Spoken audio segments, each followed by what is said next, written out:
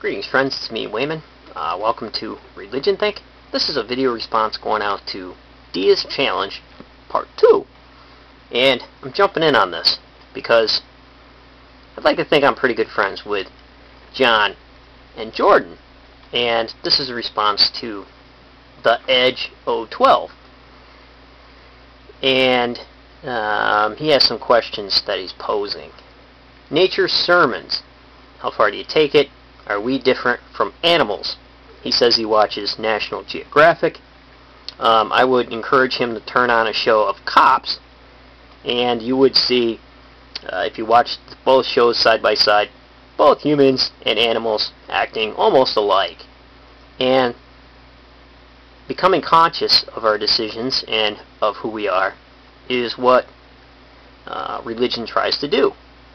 Make us conscious of our decisions, and that we make conscious decisions that makes us better than animals, because we can make choices.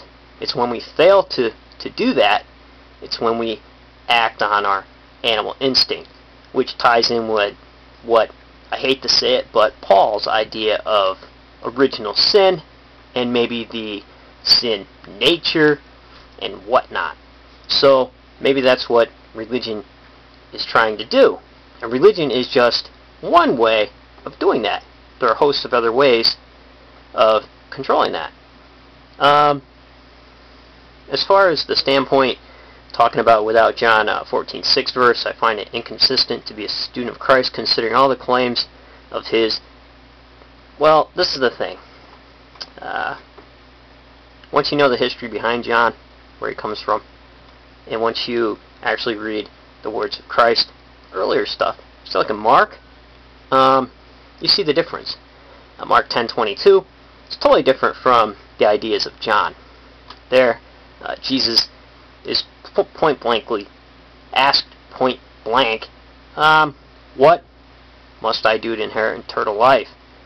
And here's the reply that Jesus says. He said unto him, what is written in the law, and how readest thou? And he answering said, thou shalt love the Lord thy God with all thy heart, with all thy soul, and with all thy strength, and with all thy mind, and thy neighbor as thyself. And he said unto him, thou hast answered right. Do this, and thou shalt live. Beautiful. So, that and Ezekiel 18, if we were to go back, and the Edge is saying, we twist up verses to make it fit on what Jesus said. Christians do too. And this is why I do not trust any kind of apologetic out of any kind of movement, because usually these are missionaries disguised as archaeologists, missionaries disguised as historians, and evangelists disguised as archaeologists and historians. So no, I don't trust anybody. All these books behind me, they're all theories, and some theories are better than others. They're all hypotheses. Some are better than others. Why would I go back? Why would I go back to the fence? And the Edge talks about John knows the difference because he didn't leave all that long ago. Those answers are no longer, a lot of them, satisfactory answers, because he's moved on, and he's realized that they are not satisfactory answers. And that's the thing, that I think that was one of the biggest scandal of the evangelical mind, is to halt scholarship and call it earthly wisdom and say there's no use for it. Now they're finding out that there is some kind of use for it. So, I don't know, friends.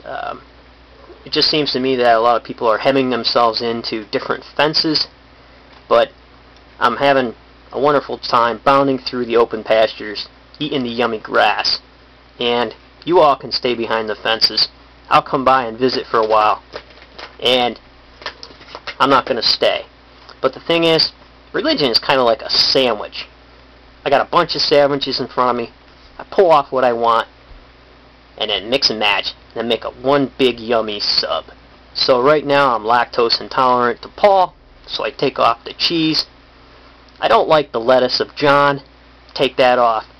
And until I understand what is it about that I need to know that is bothering me so I can finally eat cheese and eat lettuce again, I'm going to go back to the dairy farm, find out how it's made, look at the ingredients, find out how it's made, go to the cheese plant, find out how it's made, go to the lettuce grower, find out what kind of seeds they're planting, how they till the ground, everything, before I put that lettuce and that cheese back onto my sandwich.